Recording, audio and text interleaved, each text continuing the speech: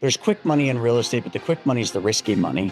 And then there's long money in real estate that you just got to be able to buy the time and have the cash flow. Enjoy the journey of rental property investments. It's I'm just laughing because sometimes that journey is not enjoyable. Having a bookkeeper keep track of things is just as important as having a good plumber, a good electrician, good carpenter, good roofer.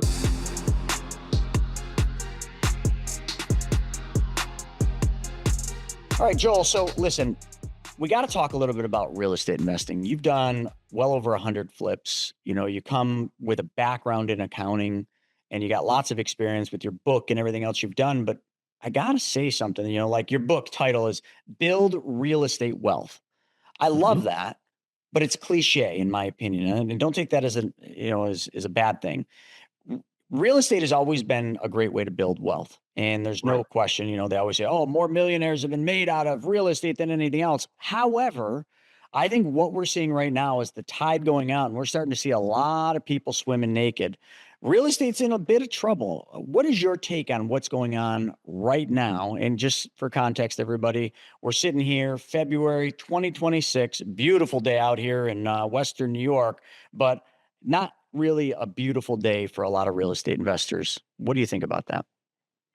Well, we've got a beautiful day down the road from you in Erie, Pennsylvania today. It's just coincidental that the guest and host are geographically so close today. But um, as you know, I think everybody knows that real estate is very much local as far as its ebbs and flows. And like, for example, I know in our area here in northwestern Pennsylvania, and probably this applies in southwestern New York, where you're at, or western New York, that we don't experience the run-ups and bubble bursts that a lot of the other states, like for example Florida, California, Arizona, that sort of thing, that they experience. At least in our area, we just kind of chug along, maybe averaging about 3% per year as far as the average increases in the property values go, and rents go right along with that. But I just saw an article about 2 weeks ago in our local paper that uh, housing, the average prices for housing had gone, they were off like 12% uh, from, I think it was like from a year ago, the same month a year ago, whenever they took uh, the survey. But Is I'm that not the same sure. survey that said Buffalo was the number one real estate market, or like the best place to buy real estate in the US was Buffalo? I was like, yeah, right. No, this was just a local report based on the Greater Erie Board of Realtors reports and stuff like that. So I think some of that was attributable to seasonal, the fact that in the dead of winter, houses sell for less. So I don't want to say that housing has, oh my gosh, we're tanking here. But we are definitely not. I think we've leveled off from whatever increases were occurring in the housing prices and the rents following COVID, like during and coming out of COVID. And we did probably at least, and I've been doing this, over 48 years as a residential landlord, and well, any kind of landlord. But my first properties were residential, and I would have to say that what happened with prices and rents during COVID was the most dramatic change, and in this case, change upward, that I have ever seen in the 48 years. So I'm not surprised that things are leveling off a little bit. But that may or may not be exactly true for everybody else's market. But that's what I see around here. And I can tell you that for the past several years, when it came time to increase rents, we didn't even know what to charge people. And I would send my tenants, when it was time to renew, I would send them a letter that says, look, I'm sure you've heard of all the increases in rents and housing and all this over the past several years, because it's all over the news, right? It's not like, hush hush discussion. I said, so we don't even know what to charge you. So the purpose of this letter is to tell you to do some research if you want to stay in the apartment, and find out what you think you would pay for a similar apartment some other place, and what you think is fair, and get back to me with what you think is fair for your rent going forward for 1 year. And Chris, I can tell you that that technique worked so well. It was almost invariably, I was shocked by how much tenants were willing to increase their rent on their own suggestion. Wow. That was far beyond what I would have had the courage to ask them, crossing my fingers, hoping they wouldn't move out. You know, we're talking like maybe let's say a $625 apartment, because we had some of those at the time. Um, Instead of increasing maybe $30, $40, they offer a $150 increase. Wow. And that And was it's like, them offering it. well, okay, Twist my arm. that's a great technique, if especially if rents are raising dramatically. And we've been doing that for several years. Because I used to, whenever I signed a lease, I would mark in standard rent increases for 3 years out, right on the lease. I said, hey, if you stay, this is what your rent's going to be in year 2, year 3, and year 4. After that, we'll have to talk about it. And, they were just like the amount of the increase that I knew was typical for that property at that location. And I get burned a little bit with some of those ones that I had to honor, coming in, or as it extended into the COVID time period, because rents were going up more than what I was obligated to allow their rent to be at. And so I stopped doing that. And it's so kind of as an answer to your question, I think I might be ready to start doing that again, marking in a reasonable amount for automatic rent increases. And the reason behind why I would do that is because everybody knows the least favorite conversation you have with your tenants every year is a rent increase. So if you can ward that off ahead of time, because they're signing the lease, they're happy, they'll sign anything that day. Hey, I got the apartment. Oh, that's what the rent's going to be 3 years from now. Fine.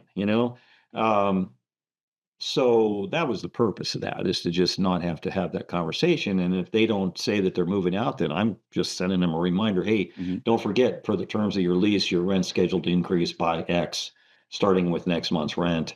By the way, and here's another technique too. A lot of people forget about this. Never miss an opportunity to increase a tenant's security deposit. Because if you have a long-term tenant, you might find that by the time they get to the end of their lease, your your rent is far below, or your security deposit is far below what they're now paying for rent. So I make them increase their security deposit each year by whatever the amount of their rent increase is. That's smart. Now, I also know, you do some hard money lending. And are Right. you still doing that? Oh yeah, more than ever. You got any deals not paying, or any deals like in deferment because they ran out of cash flow? One that coincidentally right now, and it's going to be cured next week. He's finally sold a property, Oh, but that's good. uh, the way I have my loans structured is as typical with hard money loan. They're short term. In my case, let's say that's 1 year. That's typical. But I also build in an automatic extension of 6 months that they don't have to even ask me about. It's just like if their project's going longer, it just automatically extends six We months, do the same thing. but at a higher interest rate. Okay, so we Do you charge any typically points on that conversion if they go beyond? no, they only pay points at the beginning, and typically our loans are like 5%, 5 points and 12% interest. And so if they go into the 6 month extension, that would be at 18%. Sort of a compromise, because I Sure. kind of expected the money back so that I could lend it out to somebody else and get the points again. And so I have had several that just simply go longer than the 18 months, and we just let it ride at the 18%. I mean, I'm working with people that I know what they're doing, and for one reason or another, their refi might not come in as quickly as they wanted it to, which is another conversation, because that's all about what banks are in the appetite have an appetite for right now, as far as lending on rental property. But To answer your question, yeah. Now this guy, I've been nursing this guy along, I think about 3 years, and he has gone through probably four failed attempts at refinance a two unit that the original idea was he would renovate it and then um, get permanent financing on it, pay us off. He has never been able to get the financing. And part of that is because he kept running into issues with lenders that were they get far into it and then they would be scared off by the fact that it's zoned mixed use. And for some reason, that was an issue. It's a two-unit residential on near an interchange that happens to also be zoned commercial. Near an interchange off of I-90, actually, and so finally, he has sold it, and he's selling it to somebody who's moving into one of the units, and that mortgage was a little bit of a different type of mortgage than you're getting if you're an investor, and apparently there's no issue with this buyer's mortgage company regarding the mixed use. Hmm. So it happens, Yeah, we're and seeing that a lot. And, I mean, literally, when I look at the real estate market, and I'm just using it as a whole, because we're just looking at it globally or macro, there's been a lot of issues because of the tightening, the Fed tightening. Mhm, There's a lot less money, being thrown around out there. Deals are more and more complicated and let lower and lower profits because there's just a lot of demand for deals and for mhm. properties, but yet there's, a lot of people going after the same thing. So, like, one of the things that we hear a lot, and we have a pretty good gauge because of privatemoneyclub.com, is we're hearing a lot of these borrowers just getting themselves in trouble. They can't get the Mhm. refi. And you just mentioned that. And I like that. They Right, can't get the right, and that's not refinance. the only reason why you won't get a refi, mixed use zoning. There's plenty of other reasons. Yep. And we're seeing a lot of that right now. And I'm not saying these deals aren't bad deals, these deals aren't upside down. There's just no cash flow because the refi isn't happening. They don't have enough cash flow coming in to cover their expenses, and therefore the investor, the lender, is not being paid the interest, which is creating major tensions, potential foreclosures, and it's a bit of a mess. And then you've got a whole nother mess brewing, which I don't know how much you're in tune with this, but the creative financing, we'll call it, Mhm. where they went in and gave, sellers, overvalue or exactly what they want. Yeah, And like then your they said, price and my terms yeah, kinda thing. yep, yep, yep. Where they said, "Hey, listen, you keep the mortgage in your name. We'll make the payments for you and assign it to us, and then everything will be good, and you'll get every penny you want. You save on taxes, yada yada yada." But a lot of those deals, and I've been seeing, I mean, it's making headline news. Mhm. A lot of these people are just walking away on these deals because they had no skin in the game, right? They were taught through some education program how to be, walk in a deal very little or no money out of pocket. So now when the deal isn't cash flowing, when they're not able to make the deal work, these investors that made a promise or made a commitment to the seller to take over their mortgage payments, they're just walking away. So Yeah. this other person that sold them the house, literally think about that. Like, they had a house, they sold it. They're getting monthly payments. They're using those monthly payments. They went and bought a new house. They're living, Mhm. everything's good. Then all of a sudden those monthly payments stop coming in on the house that they sold, and they don't even own the house anymore. This Right. is this is becoming a very big problem. Have you heard anything about that? I'll be honest with you, I haven't had any of the investors in our circle here talk about that happening to them, That's good. or Well, anybody that's a that they really knew. good thing. So, yeah, I like that's, again, can be a regional thing, but it also can have to do with the education level of people going into the deals, which is something that our organization here, the local investors group that I've been involved with for many years, and I teach the Landlord 101 class, and I teach a class on house flipping, and I am one of the instructors for our Landlord 201 class. And that's the purpose of my book. Is that it is education. And although I have to say, my book, in order to help you be more successful in this, is not just one of those books that starts with, okay, here's how to acquire property, here's how to have the property, here's how to get rid of the property, and that's the whole extent of the book. It's 200-300 pages. Mine's like 460 pages, and it starts with having the right mindset, you know, and then it'll for investing. and getting over preconceptions about thinking that things are all unicorns and rainbows, or that's one extreme on the preconceptions, or the other extreme is I'll never do that because it's all about bad tenants and broken toilets, so I won't invest, you know. So we wade through all that to get you in the right mindset, and then cover entity formation and building a team, you know, so that you've got a team for your managing of the property as well as your business, like attorneys and realtors and so on. And then after the whole part about uh, having the and you know, getting rid of the property, the whole cycle of having it, we talk about uh, philosophies. Like, we might touch this before whenever I was on with you about the difference between riches and wealth, you know, two different things. Mhm. And also cover things like a lot of best practices to keep calamity out of your business and personal life.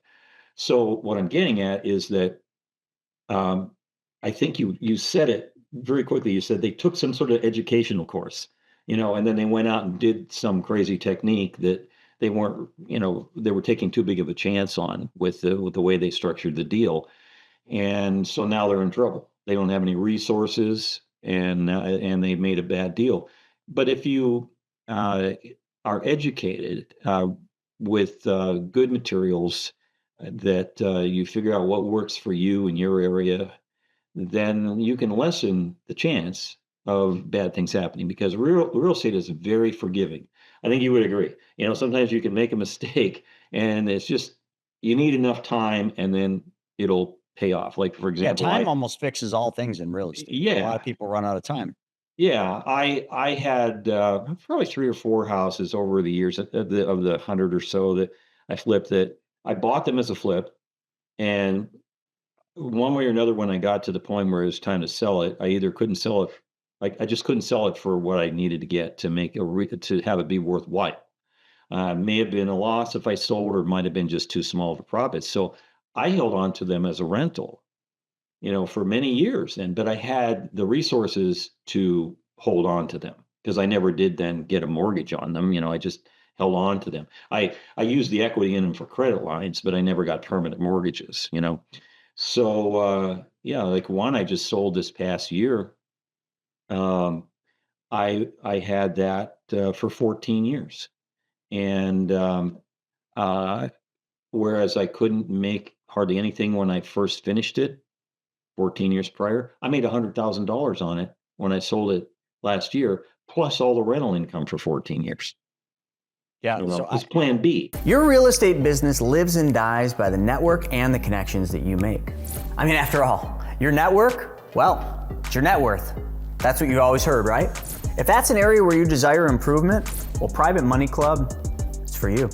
PMC saves you precious time and money by bringing the real estate world, well, right to you, right in the palm of your hand. So get in on the action, like so many others have, by going to privatemoneyclub.com and sign up.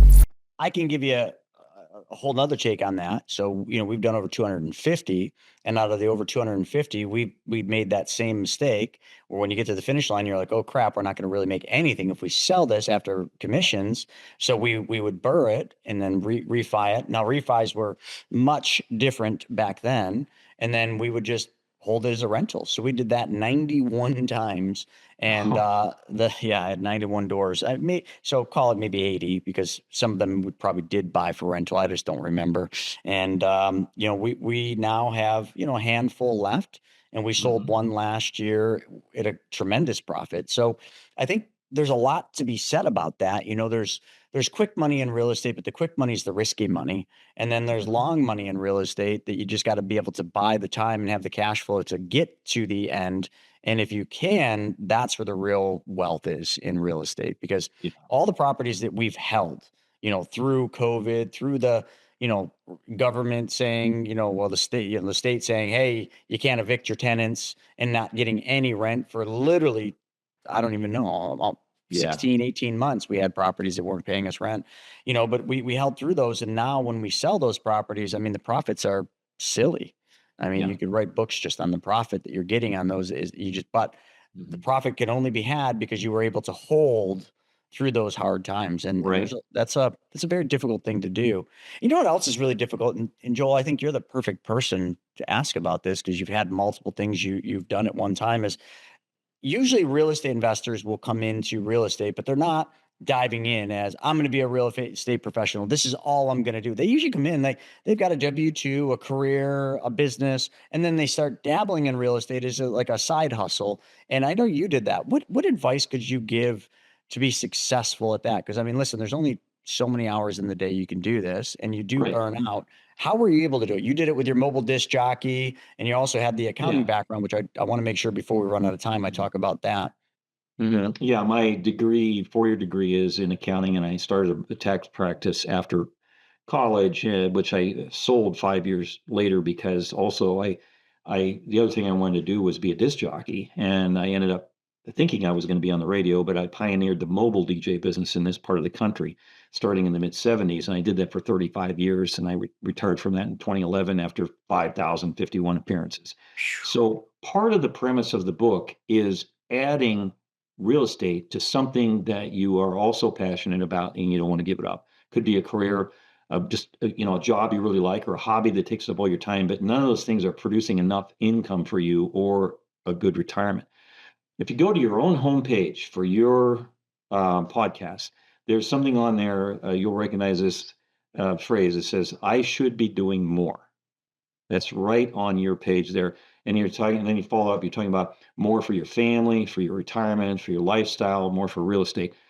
And the way you do more and the way you add on is understand as much as you can about the business and how important it is to build a team so that you don't feel that you have to do every little thing yourself. You have to be prepared to pay other people to do it, to leverage your time as well as your money. Because real estate runs on OPM, other people's money. You borrow money you leverage money, to make a profit, and you're not paying all cash for properties and then renting them out. It'll take you a heck of a long time to get wealthy doing that. But you also need to leverage your time, and that is all about team building of people that can do everything from funnel you the deals to help you work on the property to help you keep track of what's going on in your business. You don't have to do everything, and I think a lot of people think that they might have to do that coming in. It's okay to, hey, I really like doing plumbing work. Well, then good. Hire the electrician, hire the carpenter, do the plumbing yourself if that's what you like, but eventually you'll have to, if you really scale, you can't do all the plumbing. And so you would have to get other people to help you on your team. And so again, that's the purpose of just about any real estate book, is to do some sort of education and uh, to get people to understand the workings of the business before they just jump in and make mistakes. But I will say this: people need to understand they do not need to know everything going in. You just need to know enough to not, make really big blunders, and understand that you will learn the additional things that you need to learn by doing and by rubbing elbows with other people that are doing the same thing as you. And that's why I highly promote that anybody gets involved with whatever local investment slash landlord group exists, RIAs, they call them, real estate investment associations. Get involved and get to know the other people. You'll see the older guys that'll do the hard money lending. You'll see the younger guys that are starting out just like you know, and you'll learn things about what contractors to use, what suppliers to use, and just techniques. Assuming that your group actually spends some time having meetings where you educate, and not just having meetings where somebody comes in and hawks their mentoring or their seminar course or something like that, then wants you to buy that, but they're not really telling you all the stuff until you buy their thing. And so that's really what I recommend is just understand that you're not alone. and to get with the people that are doing the same thing you're doing. I agree with you. Yeah. I think the RIAs or any community based, place where you can get with other real estate investors in your community is Mhm. always advantageous. I know me and my wife, we used to go to all of them and we very Mhm. much look forward to them every month. We'd go there, we'd rub shoulders with the other investors, do Sure. deals with the other investors. A lot of Oh our yeah. contractors came from those. So everything you just said, that's how we did it. And then we ended up doing our own RIA, which actually it's got a new name now. It's called Money Tank Locals now, but we do those. We just had one in Texas the other day. We got one in Chicago, and we do the one here in Buffalo. And we get a handful of people, Mhm. a couple dozen every single month that come out. We bring speakers in, and you just learn. But the biggest and best part about those is not so much listening to the speaker, although that might fill your cup on what you're trying to learn. It's being with other people, doing what Right. you're doing, and talking shop. Yeah. You sometimes feel like you're all alone on an island in this business, and that brings it all together. And you're like, oh wow, these aren't problems that only I'm witnessing. Other people are having Mhm. these issues. So, I think that's some great advice. Yeah. Really, Well, really and great it's worth advice. mentioning that, for somebody who's not quite in it much yet, and they think like, well, I just need to look at the properties that some realtor can bring me that gets listed. No, I would say that the best deals are off market deals. So if you develop your own marketing where you're getting maybe calls from other homeowners or landlords that you don't already know, okay, that's one thing too. But the other thing I would point out about being in the meetings with the other investors is that a lot of times the properties just transfer from one landlord to another. Correct. One landlord gets to a certain point in his career and he's done with that property, and it's a perfect property for someone else. And the deal's made across the table at the dinner meeting. you know, Yep. and that happens all the time. That properties are just going from one landlord to another, and they are never listed on the multi-list at all. Now you wrote your best selling book, Build Real Estate Wealth. Now I think And, a and lot let's of add the people, subtitle. The subtitle is "Enjoy the Journey of Rental Property Investment." yeah, enjoy the It's all journey. about Wait, say that again. Enjoy the journey enjoy the journey of of rental property rental investment. property investments. Yeah, Yeah. Well, yeah. So it's I'm just laughing because sometimes that journey is not enjoyable.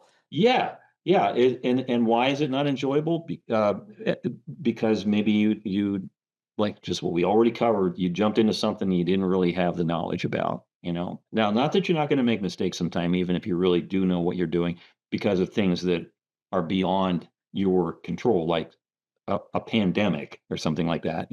But generally, it's get educated, and you won't make as many mistakes. Now, with the book though, like what motivated you to write a book? Now, I know I hear this all the time because we talk to so many people and people are like, "Oh, should I write a book?" Like, is that Mhm. what I need to do first? And I'm like, you're not going to make any money on a book, but a book can be the greatest business card or door opener you're ever going to have. How have you used your book successfully to progress your career? Let me say I started writing it in 2020 and during COVID. So it really took all 4 years of COVID before it came out in the fall of 2024. And at the beginning of COVID, it was becoming apparent that my then mid teenage years son was getting interested in following in what my wife and I have done, with rentals and house flipping and so on. And so I started writing this book, Chris, honestly, as though my son, Brandon, might be the only person who ever reads it. It That's the was way to do it. my attempt to put everything I know down on paper, and it became this book. And so what's in there is not, fantasy. There's nothing in there that I either haven't done or wouldn't do if I had the opportunity. And there's nothing there that I wouldn't tell my own son to do. So a reader should know that there's nothing in there that I wouldn't tell my own son to do in the business. So he graduated from high school in 2024, and he bought his first rental property about a week after he got out of high school. And then about a year later, a little less than a year later, he bought a second one. And as we speak, yesterday he closed to buy his very first rental, his very first flip, a residential flip, that the stars just aligned. Chris, I'm jealous of it. Dude, it's like 3 minutes from our house in a really nice residential area.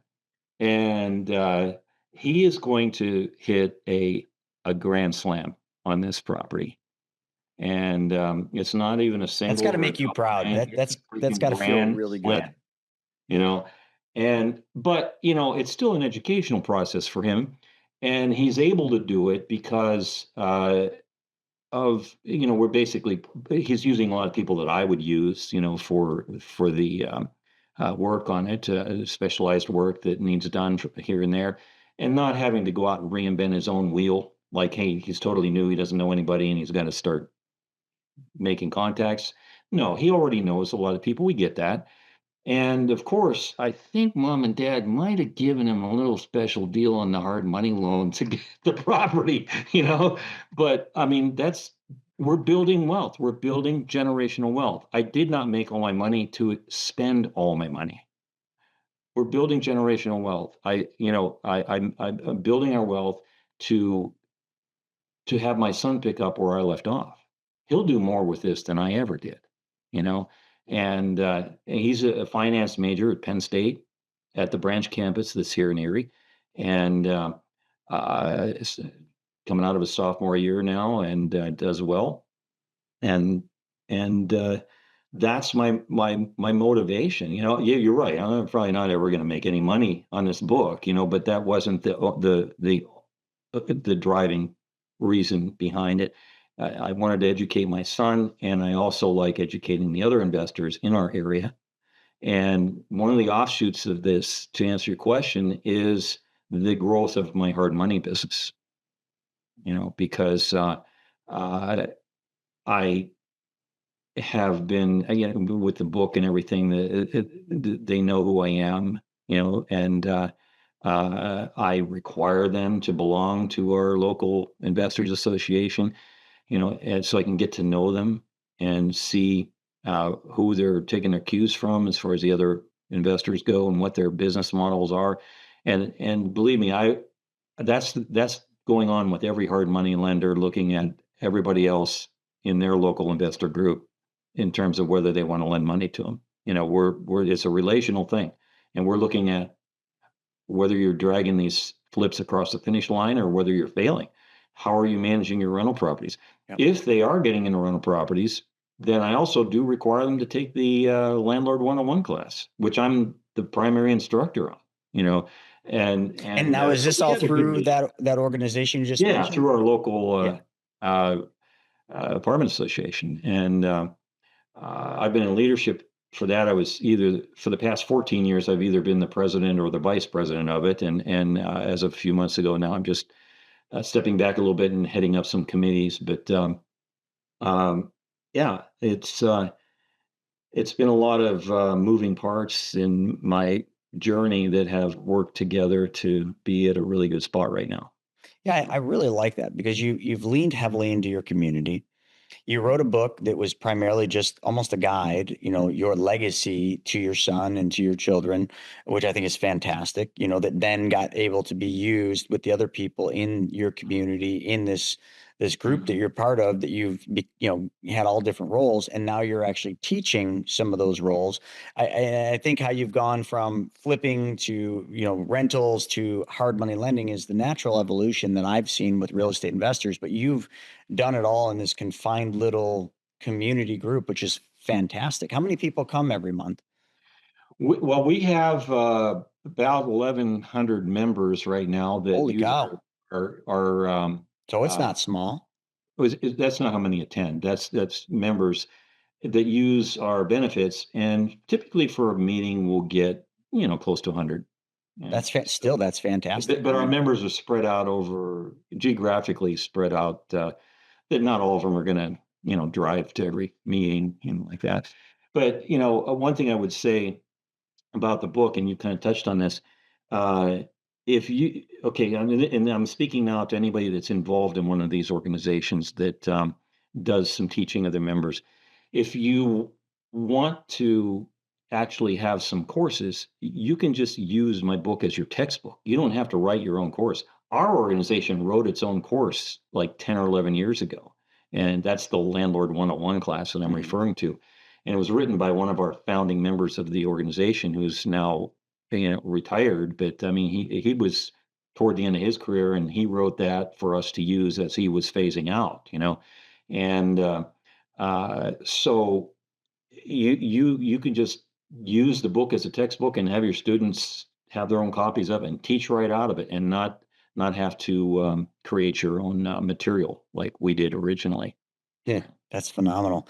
It's been quite the journey you've had. I love, I know you were on one other time, but we kind of went a different path with today. And yeah, just so awesome how you've done this. Mhm. One final question and then we'll wrap. How important do you think the accounting degree has been in your success? Oh my gosh. I I knew you were going to realize say this. I not knew you were everybody going to can say get it. this. Not not everybody can get a degree in accounting. I totally get that. But everybody still has the same need for what accounting does.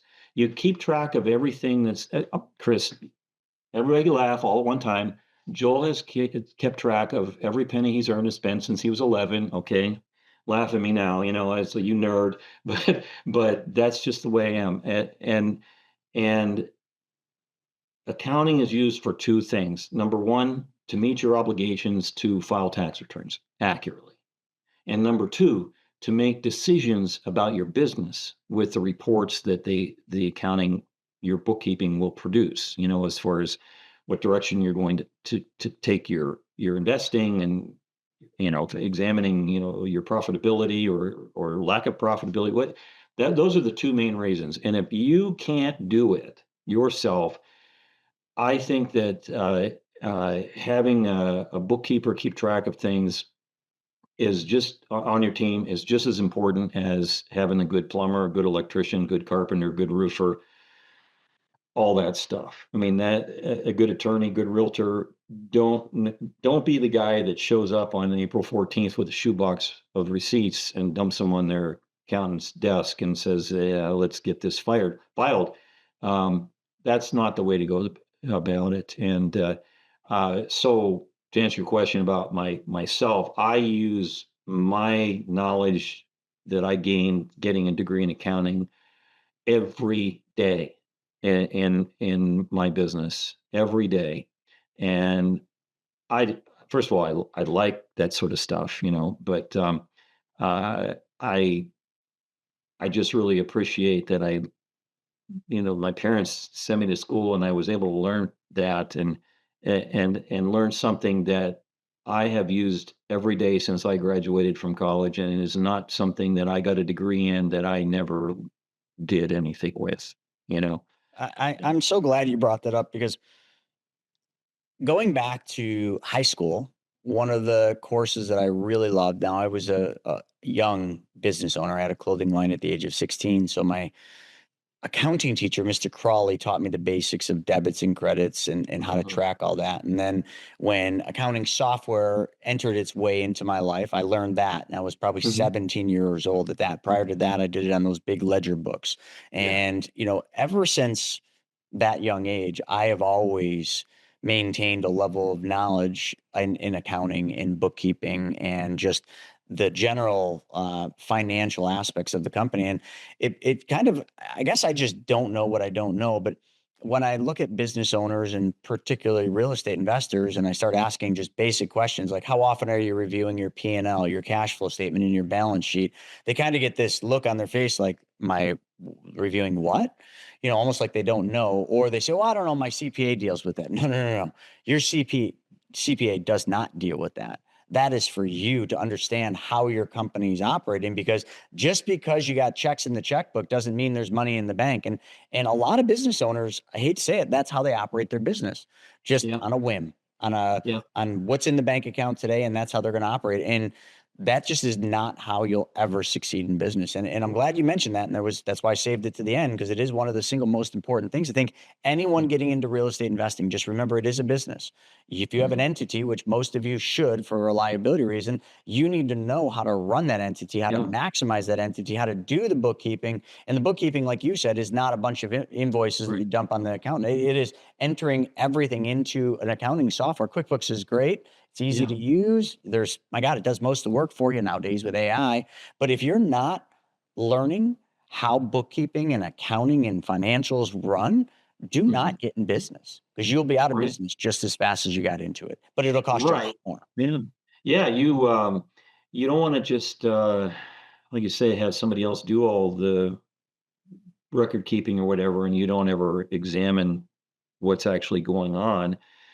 You may not want to do it all yourself, but you need to develop some sort of skill at reading the reports that those people can Mhm. create for you. And I also throw in that not all CPAs are created equal in terms of No, what they want no. to do for you. Let's take the lowest level as just a bookkeeper that's paid by the hour, and they could be really good at just simply keeping track of what you do, not making any decisions for you or offering any input for you. That's one thing, but it goes all the way up the ladder to, somebody that prepares your taxes, to has a CPA that uh, at the very top level is actually taking in all of the information about your business and making real recommendations to you for maximizing the tax laws. And then there's several other kinds of CPAs in between as far as the level that they would want to work for you. But it's one thing for the CPA to prepare a complicated tax return for you, and it's another thing for them to actually have insight to make good recommendations to your business on how to do things differently so that your tax burden is less. I agree. And, I think that's important. And that's where your local community or RIA can help you too. Ask, who are the good bookkeepers? Who are the good CPAs that other Right. real estate investors are using? And again, like Mhm. you kind of have said it this entire episode, just get around people that are already doing it, ask the right questions, and just follow their lead. It's so much easier than trying to go rogue and do it yourself and make the mistakes, because the mistakes are Right. costly. And a lot of Yep. times real estate investors, they don't make it past the mistakes. The ones that have been in it as long as you have made the mistakes, learn the mistakes, and teach those mistakes and how to avoid them to people so that they don't have to follow the same path. And it's a lot faster. I think in today's world, there has never been an easier time to becoming wealthy, and never been an easier time to becoming successful. But you got to do just a little bit more than what everybody else is doing, and you got to do the work that everybody else is unwilling to do. And it's not hard to do that today. Yeah, I'll close with like 2 points I wanna make about the book. Now, and this will be cliche to you too. I believe everybody that has read Rich Dad Poor Dad should also read Build Real Estate Wealth, because it's a perfect complement to Rich Dad, to the strategies that Rich Dad lays out, and it's a little more nuts and bolts. And secondly, uh I want people to know that if they were to go look at the site, which is joelmillerbooks.com, very simple, joelmillerbooks.com. And the book is for sale on Amazon and about 15 platforms. You know, um, I want you to understand this book is not a lead in to an upsell for any kind of mentoring, coaching, seminars, boot camps, anything like I don't have any of that. All I have is the book. And this book is all you need to uh, enjoy the journey. I love it. Well, folks, we're going to put that book up in the description. So if you want to grab a copy, go to joelmillerbooks.com or just click the link right up in the description. With that being said, Joel, thanks for coming on again. It's been a great discussion, great conversation. I appreciate it as always. Oh, Chris, loved it. Thanks so much for having me back. You're Appreciate it. welcome. All right, folks. Well, that's a wrap for this episode. Thanks for joining us. And you know what? Check us for the next one at Money School Elite. We'll see you soon.